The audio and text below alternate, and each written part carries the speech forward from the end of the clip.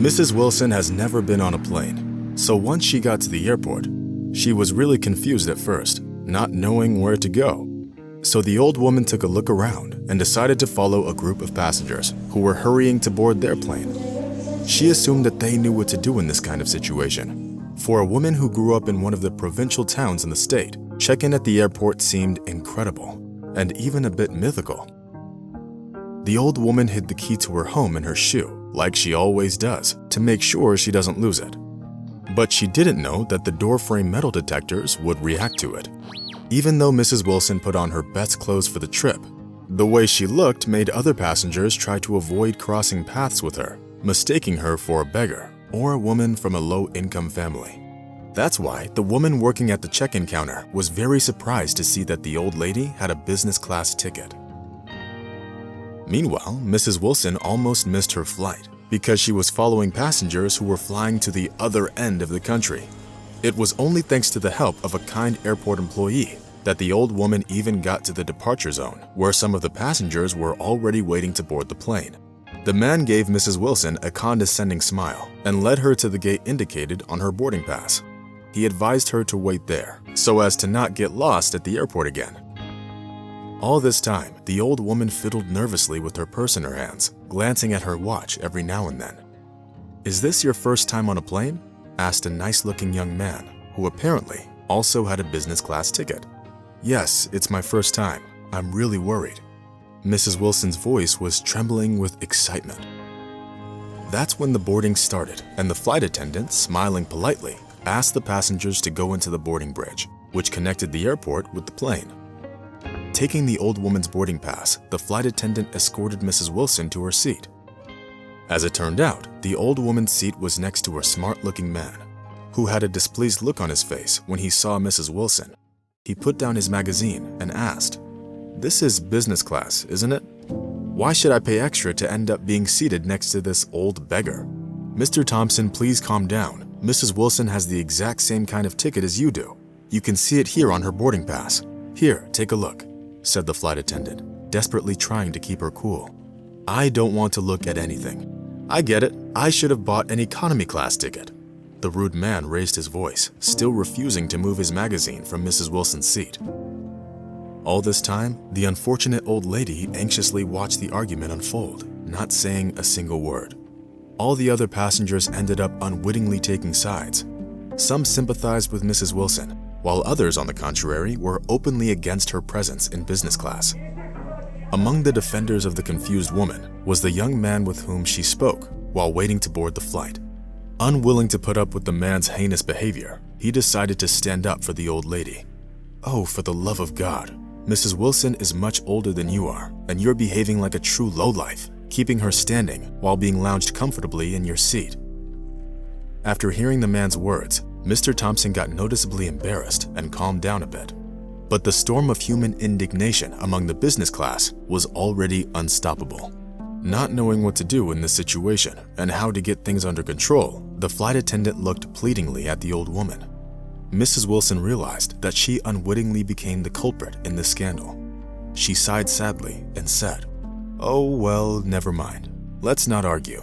I'll switch to the economy class, and that'll be the end of it." Her eyes filled with tears as she said it, and it seemed that her life had lost all meaning at the moment. Feeling the withering looks of several pairs of eyes at once, Mr. Thompson decided to back down and removed the magazine from Mrs. Wilson's seat. "Take a seat, Mrs. Wilson. It's your rightful seat, and you paid for it in full." Unable to say anything, the old lady sat down warily. However, the woman didn't notice that her handbag opened as she was sitting down. An old photograph with curved edges fell out of it. Mr. Thompson bent down and picked up the photo, noticing that a small boy was pictured in it. "This picture probably means a lot to you?" the man asked, giving the photo to his elderly neighbor. Mrs. Wilson carefully took the photo, as if it was the most precious thing in the world. She smiled at it, and her face brightened, making it seem as if all her wrinkles just magically smoothed out. "Yes, this is my son. He's a pilot. He's actually flying the plane we're on right now," the old woman answered proudly, dabbing her eyes with a handkerchief. Hearing the words of this poor-looking woman, the business class passengers immediately settled down, ready to listen to her story. Dorothy Wilson said that she grew up in a poor family with 4 siblings. Her parents, Kate and John Wilson, ran a small farm that helped them avoid starving during difficult times. Dorothy was the oldest of all the children, and therefore all the hardships of raising them fell partially on her shoulders. Peter, the youngest of the brothers, was mentally challenged and required special care and attention. When World War II broke out, Dorothy's father volunteered for the army, where he fought against the Japanese military in the Pacific Islands. Before leaving, John Wilson gave his daughter a golden heirloom, which was inherited from his grandfather. He asked Dorothy to keep the family heirloom safe until his return. Unfortunately, John Wilson came home in a coffin covered with the national flag. The Wilson family was devastated with grief over the loss of the breadwinner and the head of the family. After the death of her father, Dorothy's mother became withdrawn and never met another man to spend her life with. Time went by. Dorothy was getting older, and it was time for her to think about starting her own family. But instead, she had to stay with her mother, helping take care of her mentally challenged brother, Peter. Kate's 2 other children have long moved into a larger city, leaving their brother, sister, and elderly mother to the mercy of fate. It was only later in life that Dorothy Wilson met her true love. She was 28 years old, and she had already lost all hope of getting married. Jack was handsome, and he was a shepherd, driving flocks of sheep in search of places for pasture. Their relationship developed so rapidly that Dorothy felt that she was in a fairy tale. The couple was planning the wedding, but the bad fortune that followed the Wilson family wouldn't allow the poor girl to enjoy her happiness. One evening, Dorothy's mentally challenged brother Peter set their house on fire. Jack rushed in to try and save him, but unfortunately, they both died in the fire.